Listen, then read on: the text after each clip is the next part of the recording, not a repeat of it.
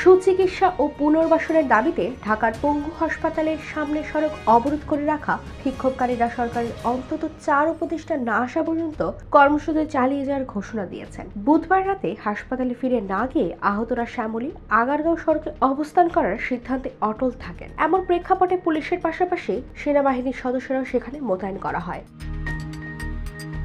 এর আগে রাতে দ্বিতীয় দফায় কথা বলেও তাদের সেখান থেকে সরাতে রাজি করাতে পারেনি বৈষম্যবিরোধী ছাত্র আন্দোলনের সমন্বয়ক হাসনাত আব্দুল্লাহ।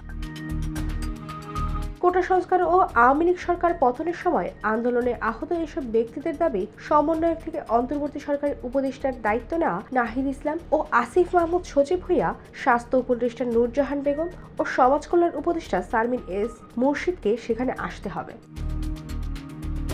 হাসনাত আব্দুল্লাহ তাদের বলেন, উপদেষ্টা আসিফ ও নাহিদ এই মুহূর্তে ঢাকায় নেই। সকলের সঙ্গে বসতে হলে বৃহস্পতিবার দুপুরের আগে সম্ভব নয়। তিনি স্বাস্থ্য মন্ত্রণালয়ের দায়িত্ব পাওয়া প্রধান উপদেষ্টার বিশেষ সহকারী অধ্যাপক সাইদুর রহমানের তার সঙ্গে আলোচনা করতে আসার প্রস্তাব দেন। বিক্ষোভকারীরা তার সঙ্গে কথা বলতে চান কিনা সেটি জানতে চান। তবে বিক্ষোভকারীরা জানিয়ে দেন তাদের দাবি অনুযায়ী 4 উপদেষ্টার সঙ্গে বসতে চান। এজন্য প্রয়োজন হলে তারা বৃহস্পতিবার দুপুর পর্যন্ত বসে থাকবে বলে তাদের সিদ্ধান্ত কথা জানিয়ে দেন।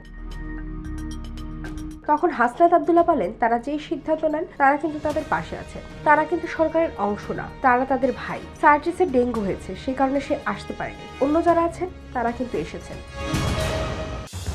তাদের বলা হচ্ছে কিংস পার্টি। তিনি বলেন তারা হলেন কিংস মেকার। এরপর বিক্ষোভকারীদের পক্ষ থেকে একজন বলেন, তারা যাদের কিং বানিয়েছেন তারা কি একবারের জন্য তাদের দেখতে আসতে পারে না? নিজের টাকা দিয়ে আহত ভাইয়ের জন্য রক্ত কিনতে হয়।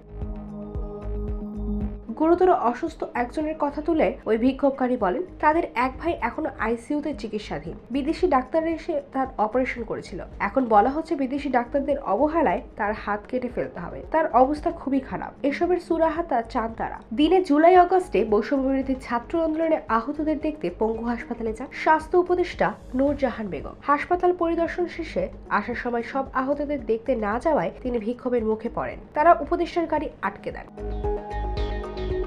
সেই সময় বিক্ষোভকারীদের দাবি ছিল উপদেষ্টা এবং সমন্বয়করা এসে দাবি মেনে নিলে রাস্তা ছাড়বেন তারা। IBTV USA new York.